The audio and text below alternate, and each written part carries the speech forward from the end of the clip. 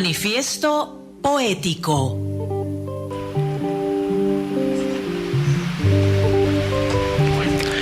¿A qué nos invita la poesía? A ser lo que escondemos ser. A beber las palabras de otras bocas. A tener amor por la trascendencia. A pelear contra el oscurantismo de la mediocridad. A creer en las voces de la mirada. A idolatrar al poeta auténtico. Nos invita a soñar con los ojos abiertos. A vivir la vida como un milagro. A reconocernos como mortales contemplando una flor. A vencer y convencer con el poema. A pensar como una piedra que piensa como un pájaro. A defender lo humano por encima de todo. A entender que la felicidad es un poema completo. A compartir el poema como pan nuestro de cada día. Adivina, adivinador, de la literatura lo mejor. Reto al lector. Muy bien, Luis, estamos en esta sección que tiene tantos seguidores porque a las personas les interesa muchísimo descubrir los autores misteriosos que nosotros le proponemos en esta sección. Se trata de un escritor sumamente importante para la literatura universal. Solo podemos decir que es un escritor muy conocido, cuyo nombre de pila es Lucila. Lucila de María del Perpetuo Socorro Godoy Alcayaga, su nombre de pila. Así es una escritora latinoamericana, pero que no se le conoce como Lucila. Como Lucila de María del Perpetuo Socorro no se le conoce. No, para nada. Además, fue una sorpresa su reconocimiento mundial.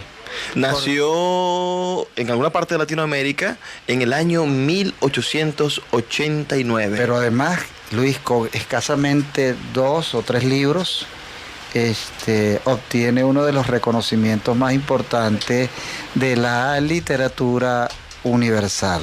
Hemos dicho bastante hasta el momento y esperamos seguir abundando en esto, pero para eso queremos darle nuestras redes sociales, ¿no? Estamos en línea directamente con nuestro Twitter, que es @gentedepalabras. Así es. Y en Facebook, Gente de Palabra. Pueden escribirnos a través de esas 2 redes sociales.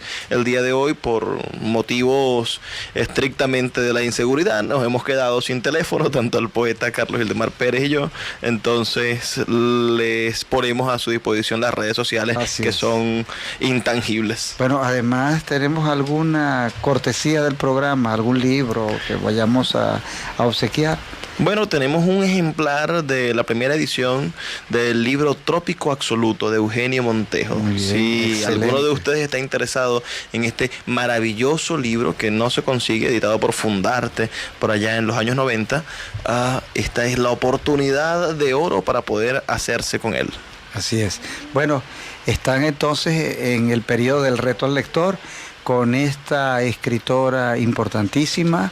Fue una destacada maestra y también, si sigue diciéndonos la van a descubrir de una vez. Sí, de una vez. Entonces vamos a dejar algo más para que continúe el programa. Vamos a escuchar ahora nuestra sección, El Tragalibros. El Tragalibros.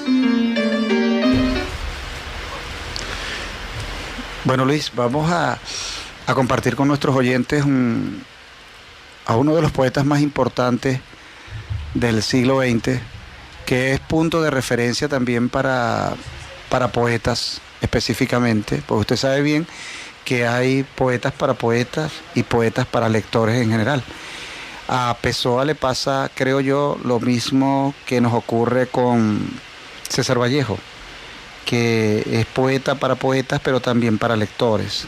Y de Fernando Pessoa, este extraordinario poeta portugués, creador o promotor de una técnica maravillosa que es el enmascararse bajo un género llamado, ya es un género. Los heterónimos, ¿no? Los heterónimos, exactamente. Entonces, hoy vamos a compartir con todos ustedes, vamos a hablar un poco de Fernando Pessoa, específicamente de este texto titulado La Oda Marítima.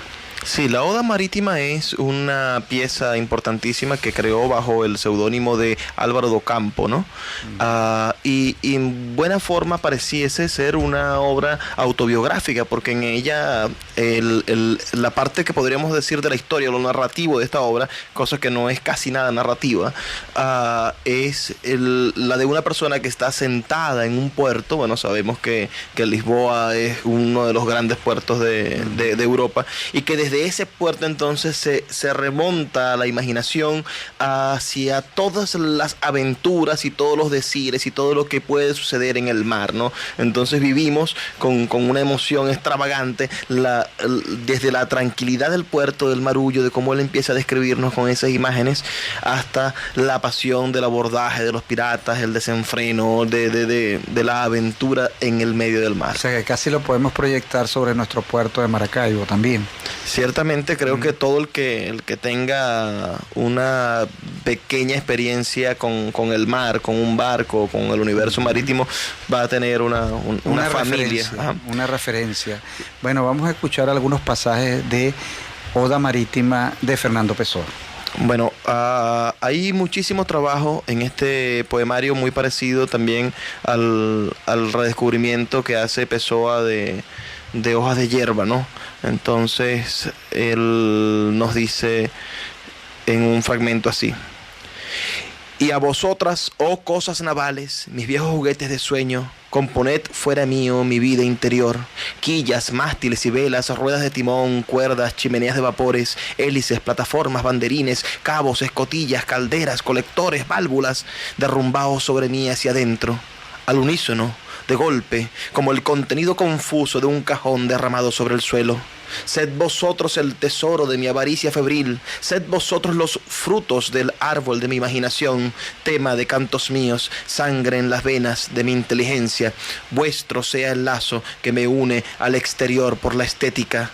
Brindadme metáforas, imágenes y literatura, porque realmente, en serio, literalmente, mis sensaciones son un barco de quilla al aire, mi imaginación es un ancla semisumergida, mi ansiedad un remo partido, y la tesitura de mis nervios una red puesta a secar en la playa. Fíjense la fuerza, además la fluidez sonora que existe allí en el poema. Además también tenemos el texto, a ver, acá, cómo él va como generando, Luis, una especie de ritornelo. Sí, de la imagen, ¿no? Se apoya siempre en el volver a... Como el vaivén del mar. Exactamente. ¿No? Como es un continuo vaivén, si cabe la expresión. Fíjense cómo comienza el poema, Luis. Solo en el muelle desierto, en esta mañana de verano, miro hacia la entrada del puerto, miro hacia lo indefinido, miro y me alegro al ver, pequeño, negro y claro, un buque que viene entrando. Está muy lejos, nítido, clásico a su manera. Deja en el aire distante detrás de sí la estela vana de su humo. Pero fíjate cómo él va construyendo, ¿no?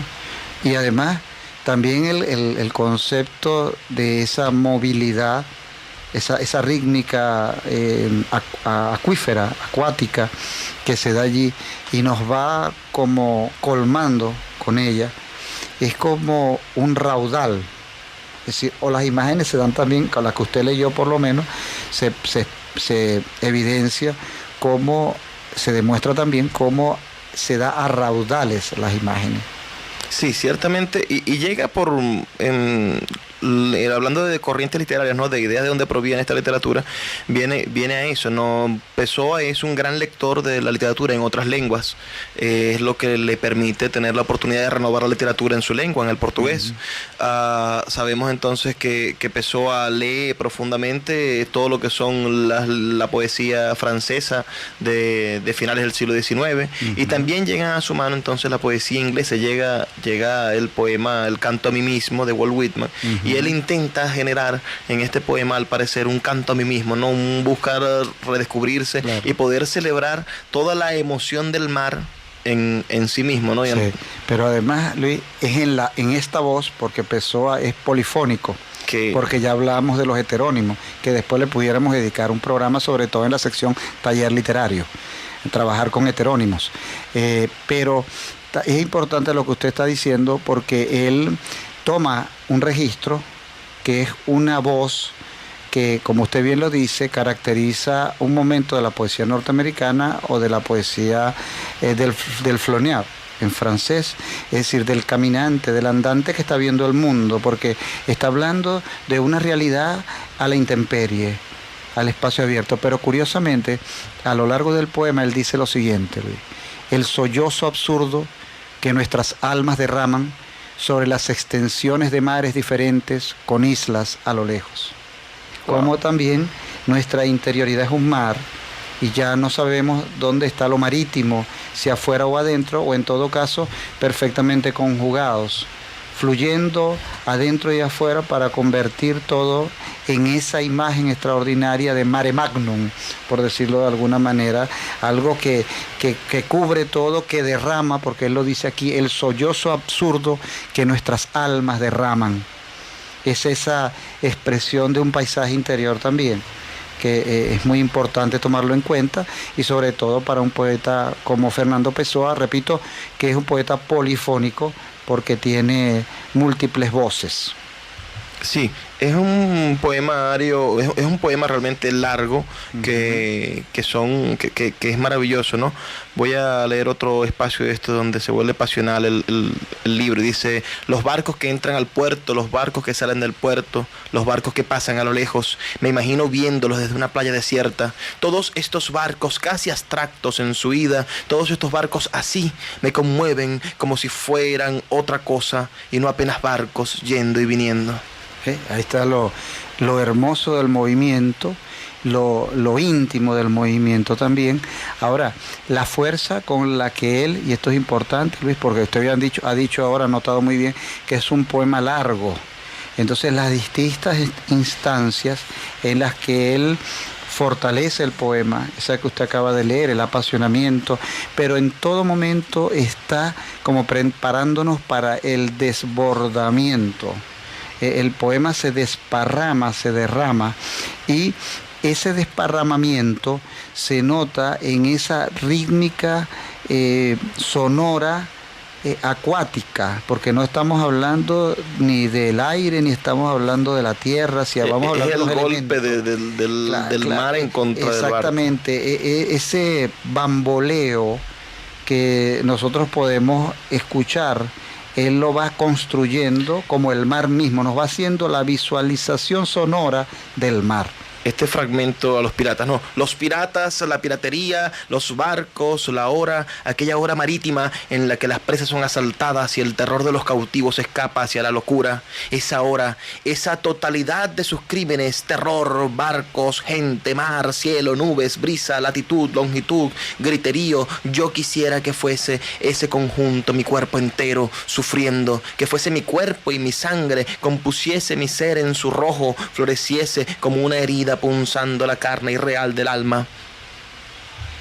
Bueno, ahí tenemos, es que es como si estuviésemos en momentos del poema, se da, Luis, como si estuviésemos en una tempestad, pero la tempestad no dicha como fenómeno de la naturaleza, sino como aparición, yo repito esto, rítmica, sonora, orquestal. Sí, pareciera un punto del poema donde, es decir, lo de una mañana clara, ¿no? Lo de una mañana clara que se convierte en tempestad y empezamos a escuchar los relámpagos, empezamos a sentir la furia del viento, y posteriormente el poema finaliza también como esa misma mañana clara, y vuelve otra vez el hombre a su aposento de vigilia, ¿no? Pero, frente a la bahía. A la bahía, pero además él se va paseando, los piratas, las acciones terroríficas de los piratas, la figura de Dios en el mar, esa relación también mitológica. Él llega a decir: sería necesario ser Dios, el Dios de un culto invertido, un Dios monstruoso y satánico, el Dios de un panteísmo sangriento, para poder colmar mi furia imaginativa. para poder no agotar nunca mis deseos de identidad con el cada y el todo y el más que todo de vuestras victorias. Bueno, esa es algunos fragmentos que les estamos trayendo del poema Oda Marítima del gran Fernando Pessoa. Es un poemario, un poema que se consigue en la internet. Es un poema fácil de conseguir, es un poema largo, un poema que ustedes pueden buscar en cualquier sitio de las redes sociales. Odas Marítimas de Fernando Pessoa, y lo van a poder leer y llevar a completud.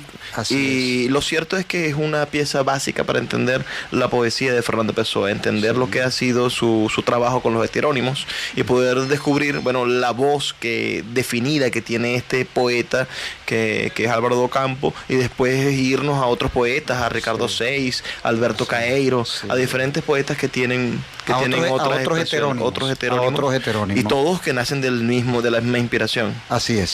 Bueno, vamos a escuchar ahora de Gustavo Colina, El Diablo Suelto. En Luz Radio 102.9 escuchas Gente de Palabra. Habla Palabra, nuestra entrevista en Gente de Palabra.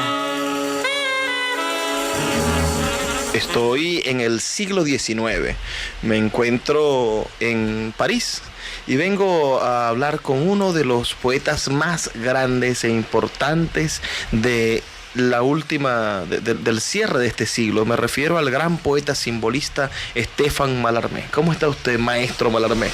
Bueno, con esa presentación ya veo que usted es caribeño, que exagera un poco hiperbólico, pero me gusta. A ver, ¿para qué soy de su utilidad? Si le sirvo en algo, por supuesto, dígamelo. Bueno, no sé si usted tiene conciencia plena, pero el invento que dejó en su testamento, un golpe de dados jamás abolirá el azar, se convirtió para muchos de los lectores o de sus lectores, de nosotros que lo leemos a usted, maestro Mallarmé, en el nacimiento del verso libre en el mundo. Usted quería entonces que la poesía fuera completamente libre. ¿Es cierto, maestro Mallarmé? Bueno, usted sabe que yo también soy un poeta clásico. El mejor de su generación. Como simbolista que soy, y no solo reconocido por lo que lo diga yo, sino por un personaje tan destacado, un amigo mío predilecto como Víctor Hugo, que preparó un Parnaso y hizo unos comentarios muy laudatorios sobre mi propuesta literaria. Eso también lo ha echado a correr por allí mi discípulo Valéry. ¿Usted lo conoce? Sí, la novia, la novia Parca, ¿no? La joven Parca. La joven Parca. Y el cementerio marino. Bueno, pero de todas maneras, yo sí ciertamente he tenido algunos problemas con ese poema que usted acaba de nombrar, que un golpe de dados jamás abolirá el azar, porque tenía que ir a la imprenta y empezar a hacer modificaciones de carácter tipográfico de las cuales no están acostumbrados los tipógrafos, pero que yo creo que con el tiempo se van a acostumbrar. Pero hay otros poemas míos como Igitur, por ejemplo, que me parecen también importantes. Y creo que pudiera, de pronto, si buscamos por allí, déjeme ver aquí en uno de estos libros que tengo yo, buscar el poema, el inicio del poema Un golpe de dados jamás abolirá el azar, porque ciertamente ha llamado la atención, según tengo entendido, y como yo soy un poeta profeta, he entendido que ya en el siglo XX y en el siglo XXI, porque usted proviene del siglo XXI, sí, todavía. Entendido. Bueno, me han dicho que el poema Un golpe de dados ha sido muy estudiado y que además de eso genera mucha influencia entre los jóvenes. Creemos que ese poema, maestro Mallarmé, es el fundador de la grafía en el verso libre. Bueno, cuando usted nos dice que el poema debe estar disperso en la página, porque de esa manera se van a medir los ritmos de acentuación como una sinfonía, como si estuviésemos escribiendo, yo lo escribí en algún lugar, o lo dije, quizás en un lugar privado, que como si estuviésemos escribiendo un pentagrama. ¿no?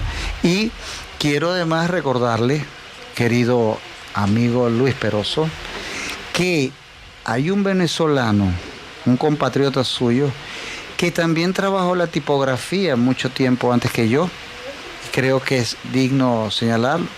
Me refiero a un maestro, Simón Rodríguez. Simón Rodríguez. Y él trabaja también utilizando corchetes, espacios, mayúsculas para transmitir su pensamiento, porque la mano, él dice, es más veloz que el cerebro, que la cabeza. Entonces, algo importante de Un golpe de dado jamás abolir el azar tiene que ver también con la puntuación, que veo que en la poesía del siglo XXI se decide sustituir, no eliminar, sustituir los signos de puntuación por el trabajo con los espacios en blanco, los espacios entre renglón y renglón, que llamamos entre verso y verso, o entre estrofa y estrofa. Por ejemplo, el poema Un golpe de dados jamás abolir el azar, usted sabe bien que comienza así: un golpe de dados nunca, aún lanzado en circunstancias eternas, del fondo de un naufragio, sea que el abismo blanqueare calmo, furioso, planeare desparramadamente bajo una inclinación de su propia ala. Esa estructura rítmica, yo le tuve mucho temor al principio. Y la primera persona que vio esta labor, digamos, nueva, de escribir un poema en un espacio que se mueve, fue el poeta Paul Valéry. Y por supuesto se lo mostré con mucho temor. En la nota previa a este poema, usted, maestro Mallarmé, nos dice: los blancos, en efecto, sí, adquieren importancia, impresionan desde el comienzo. La versificación exige extraordinariamente un silencio en derredor, a tal punto que un trozo lírico o de pocos pies de verso ocupa en el centro de la hija aproximadamente el tercio de la misma. Así es, porque ahí se rompe con toda la composición, el cuerpo del poema como teníamos acostumbrados, por lo menos en Francia, específicamente en París. Usted sabe bien también que yo tengo una especie de círculo de lectura, que después se dio en llamar talleres literarios. Sí, bueno, ciertamente usted tuvo hasta el momento de su muerte a Paul Valéry declarando ser su discípulo. Así es. ¿Usted cree que la poesía puede enseñarse? Sí, por supuesto. También desaprenderse. Sí se puede enseñar porque existe una tradición y existe lo clásico también, en lo cual yo creo. Y creo que para poder realizar las transformaciones que yo he pretendido en poesía, hay que ser muy clásico. Y yo me considero un poeta clásico. El poeta Stéphane Mallarmé, quizá el más ilustre de los poetas simbolistas. ¿Cree entonces usted que verdaderamente para poder romper y crear lo nuevo debe de conocerse con mucha sabiduría lo antiguo? Así es, porque ¿cómo va a romper algo desde la ignorancia? Eso sería producto de una tremenda improvisación. Este resultado de Un golpe de dado jamás abolir el azar es sencillamente el resultado definitivo de un esfuerzo intelectual poético de mi persona. Bueno, maestro, su poema, como le comentaba, Un golpe de dado jamás abolir el azar, es un poema muy conocido, y yo quisiera que usted le dijera a estas generaciones de poetas jóvenes que hay en el mundo qué deben buscar específicamente en ese poema, qué debería ellos prestarle atención y maravillarse sobre este poema de Stéphane Mallarmé, Un golpe de dado jamás abolir el azar. Lo auténtico, y que además entiendan que el poema está fluyendo, que no está cerrado, y que ellos pueden continuar Un golpe de dado jamás abolirá el azar con completa libertad. Bueno, este fue el maestro Stéphane Mallarmé, el más grande de los poetas surrealistas. Ahora vamos a escuchar un tema de el flautista Huáscar Barrada. Vamos a escuchar El norte es una quimera y después identificamos la emisora. Luz Radio 102.9 de la red de emisoras de la Universidad del Zulia. Gente de palabra en Luz Radio 102.9. La voz de la imaginación, donde los niños y las niñas siempre tienen la razón. Así es, siempre tienen la razón, porque los niños y las niñas son los hijos de la imaginación. Luis Peroso. Yo quería recordarles a todos nuestros radioescuchas que estamos sorteando un libro maravilloso, Trópico Absoluto, de Eugenio Montejo, para quien adivine el nombre de esta famosa escritora latinoamericana que originalmente se llamaba Lucila de María del Perpetuo Socorro Godoy Alcayaga. Imagínate. Además, fue diplomática, una consumada feminista, una maestra también muy consumada, pero no vamos a decir que le dio clases a otro poeta muy, muy importante, y que bueno, que es una mujer que ha dejado muy en alto las letras en lengua española. Tuvo un origen muy humilde.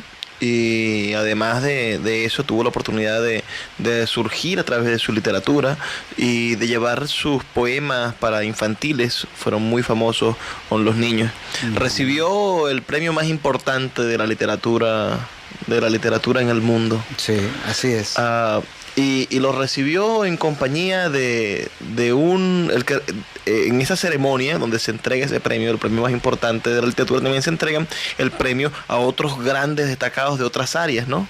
Y cuando ella recibió ese premio, antes de ella lo recibió el hombre que inventó la penicilina en ese mismo año. Imagínate. Bueno, pudiéramos decir el año cuando ella recibió ese premio. Ese premio lo recibió en el año 1945, ¿no? Sí. Creo que claro, sí. Claro que sí. En 1945. Bueno, vamos a hablar, Luis, un poco sobre la poesía para niños, específicamente aquella poesía que catalogamos de poesía rimada. Hay muchos seguidores de la poesía, o cuando se comienza a escribir poesía y a leer poesía, piensan que toda la poesía es rimada. Por supuesto, existe mucha poesía rimada, ya lo hemos dicho en este programa y en nuestros talleres literarios, que la rima es una experiencia cultural que data de muchísimo tiempo, a diferencia del verso libre, llamado así, verso libre también se le conoció como verso blanco, que es de reciente data, es de unos 200 años aproximadamente. Claro, la pregunta entonces para nosotros es ¿qué utilidad tiene la rima en esta nueva literatura que se escribe en este siglo y el siglo pasado? Porque sabíamos que la rima era una estructura memotécnica y que se mantuvo siempre la rima para poder llevar de generación en generación los cuentos de hadas, las estructuras preciosistas de la lengua, y para que aquellos que no tenían la capacidad de acceso a la lectura pudiesen saber también la literatura y la literatura se eternizara. Pero ¿de qué sirve que nosotros llevemos a un niño ahora de 5 o 6 años estructuras memotécnicas si ahora el niño tiene la capacidad de leer y está alfabetizado? Bueno, porque creo que como aporte, Luis, como un aporte para el embellecimiento de la imagen y de la palabra, creo que la poesía para niños, y en el caso de la rima en particular, no es criticable el hecho de que se elabore el poema para niños basado en la rima, sino que sean rimas tontas, que sean rimas superficiales, rimas de lugar común, sino que sea una rima todo lo contrario, que sea una rima muy, muy rica, muy experimental, muy para que permita el juego de palabras. Es casi vicioso el hecho de la rima en la poesía para niños. Se quiere obligar a que la poesía para niños sea rimada y sea musical. No siempre la música es un amigo de la inteligencia del niño. No siempre la música es significado de que un contenido sea infantil. Entonces, sí invitamos a quienes nos escuchan a que piensen profundamente en eso, en que le den la oportunidad, pienso yo, a los escritores que han decidido dejar atrás el método sencillo de encontrarse con los niños, que es la rima, para encontrarse con los niños a través del pensamiento más inteligente. Fíjese, Luis, que aquí yo tengo un libro de uno de los estudiosos y de las personas venezolanas que más aportes hizo por el estudio, la promoción de la literatura para niños en Venezuela. Se trata de Efraín Zubero y tiene un libro titulado Matarile, y en ese libro Matarile, que de una vez nos transporta a pensar en que está relacionado con estas rimas y correrías infantiles, con esos pequeños corridos y juegos que van a llevar a los niños al patio de la escuela. Así Matarile León. Ajá. Y tiene un poema en este libro titulado Matarile. El poema se titula Está enfermo el abuelito. Me gusta el tema. Bueno, el poema dice: está enfermo el abuelito, ya casi no puede hablar. Mamá lo dijo, pasito, y luego rompió a llorar. Está enfermo el abuelito, yo quiero verlo mejor. ¿Cuánto tiempo necesito para llegar a doctor? Wow. Fíjate, Luis, cómo con una rima muy sencilla, ¿verdad? En versos, estrofas de 4 versos, ¿verdad? Logra este poema cuya rima, para aquellos que conocen las estructuras de la rima, tiene el primer verso rima con el tercer verso y el segundo verso rima con el cuarto verso. Es decir, es una rima A, B, A, B. Me parece interesante más que todo lo tematológico, ¿no? Yo sigo insistiendo en que, bueno, ya en este universo donde todos estamos escolarizados y alfabetizados, la rima se convierte en una excusa formal. Pero el tema es interesante, el tema cómo podemos asumirle a un niño de qué edad, de 5 o 6 años, el hecho de que tu abuelo está enfermo. Y me recuerda bastante a un poema de tu libro, Más feliz que una lombriz, que también utiliza la rima. Sí.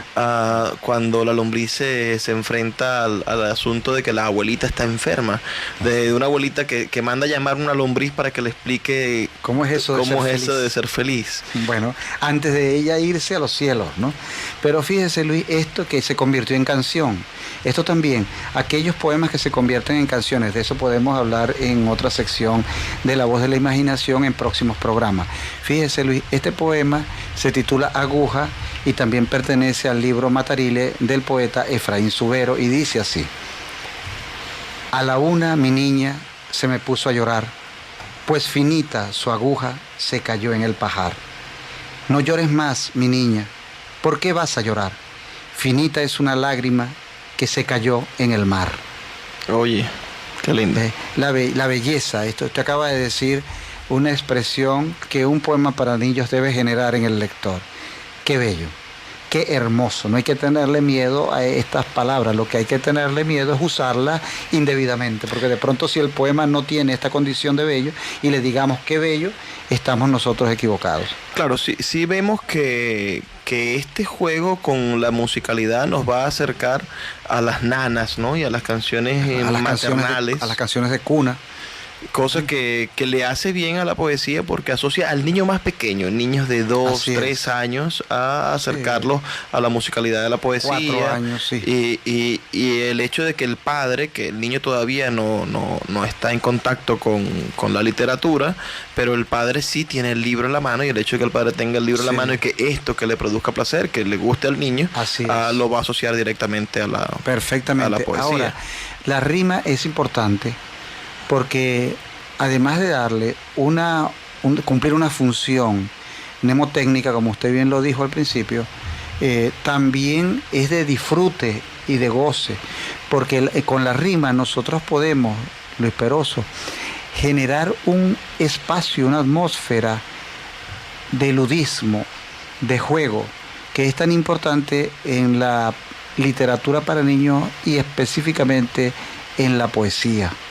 Bueno, a mí me agrada muchísimo uno de los libros que usted ha escrito, poeta, que es el libro Más feliz que una lombriz, publicado por Ediciones del Movimiento, una maravillosa editorial zuliana, donde usted trabaja también con la rima en base a la estructura del refrán más feliz que una lombriz. Entonces, en ese libro usted nos ha hecho reír y poner de patas arriba con estos poemas. Aquí está en la página 52 de ese libro, además que es un libro que tiene 80 y tantas páginas, aunque es un libro para niños.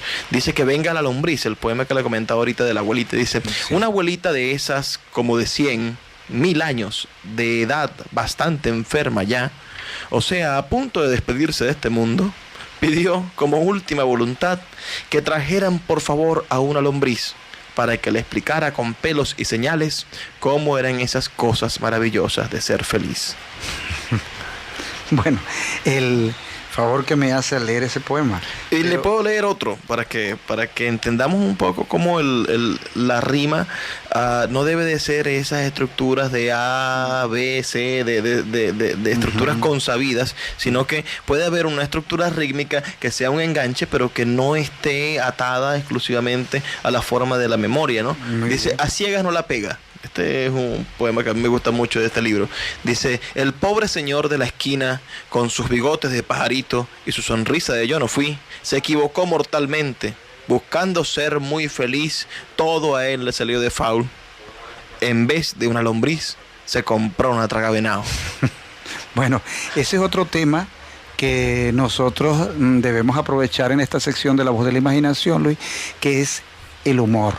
Y ese deberíamos dedicarle también, ¿verdad?, otro programa. Ahora, la rima es importante, no podemos nosotros renegar de ella.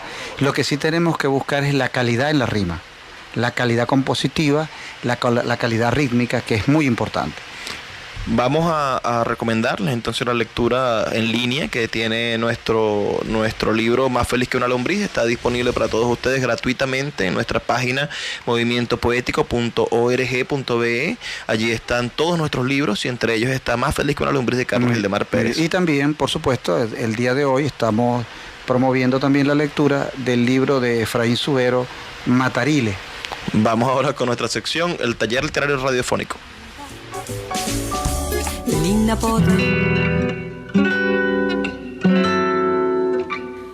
El poema del oyente. Taller literario radiofónico. Bueno, Luis, ahora estamos en esta sección que tiene a tantos interesados e interesadas. Me han hecho varias consultas a través de mi correo electrónico sobre el poema breve. Cómo componer un poema breve, cómo crear un poema breve, cómo poematizar a través de un poema breve, porque la gente tiende mucho a pensar que un poema debe tener una determinada extensión para poseer una calidad poética. Y tenemos muchos ejemplos al respecto. En Japón, solo este detalle, esta referencia, tienen uno de los grandes géneros en la poesía, es lo que ellos llaman el haiku, que es un poema escrito en 3 líneas, de la primera línea de 5 versos, de 5 sílabas, la segunda línea de 7 sílabas y la tercera línea de 5 sílabas.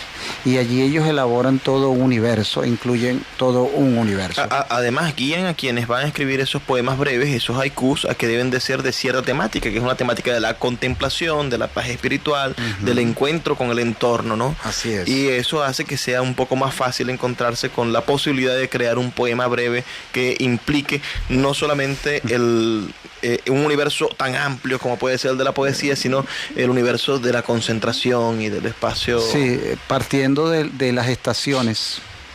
¿No? El gran maestro del poema breve, del haiku, es Basho, ¿verdad? Sí, bueno, desde la iniciación, que inicia una tradición en el Japón.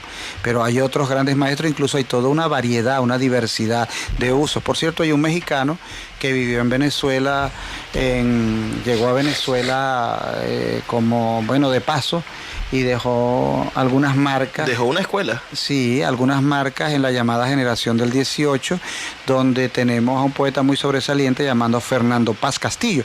Este poeta mexicano se llama José Juan Tablada y que para Octavio Paz, según que él escribió en algún lugar, José Juan Tablada es uno de los grandes renovadores de la poesía contemporánea en lengua española. También algunos amigos hacen haiku actualmente, contemporáneamente, como es la poeta Wafi Sali, que se ha dedicado el mayor peso de su obra literaria a desarrollar el haiku. Bueno, pero este programa de hoy no vamos a dedicarlo completamente al haiku, pero sí al poema breve. Entre esos está la modalidad haiku. Pero, por ejemplo, nosotros en Venezuela tenemos una tradición del poema breve que se confunde con el fragmento, que también se confunde de pronto con la sentencia, y podemos hablar de un prestigioso poeta como Rafael Cadena, que tiene unos poemas muy breves. Bueno, los invitamos a ir a nuestro canal de YouTube y buscar Gente de Palabras y escuchar la entrevista, el comentario que hicimos sobre el poemario Amante de Rafael Cadenas, donde destacamos la importancia de la poesía breve amorosa que ha diseñado Rafael Cadenas.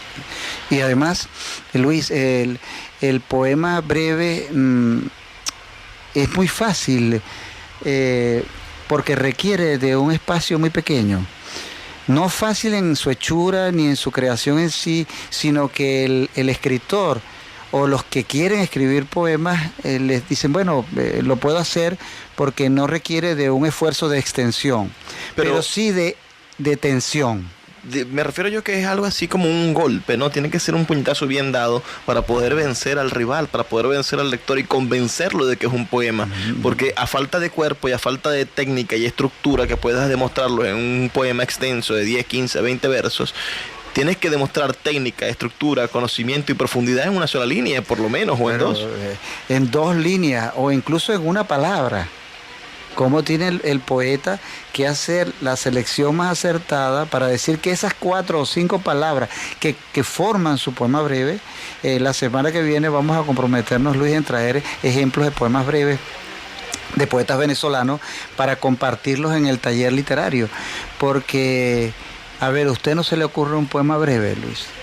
Bueno, ahorita en mente no guardo ninguno, pero sí puedo invitarlos a buscar autores específicos, ¿no? Está Gustavo Pereira, que es un autor que se ha desarrollado bastante con el tema de un estilo de poema breve que él creo que lo llamó Somari, o nos encontramos con poetas como el propio Rafael Cadenas, o un poeta maravilloso llamado Reinaldo Pérezó, que en su poesía nos demuestra el florecimiento de una breve palabra. Fíjese, yo les traje hoy de José Juan Tablada, este poeta mexicano, un haiku o un poema que recuerda un haiku, titulado 8 p.m.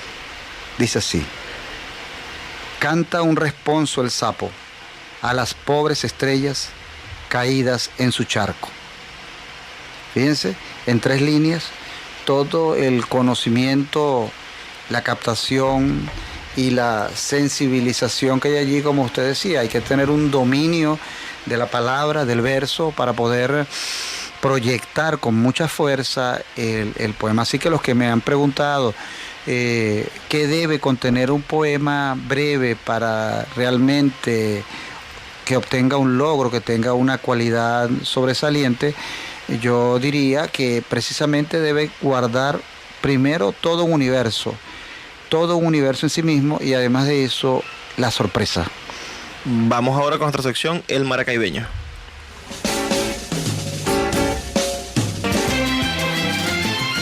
Propuestas del Maracaibeño.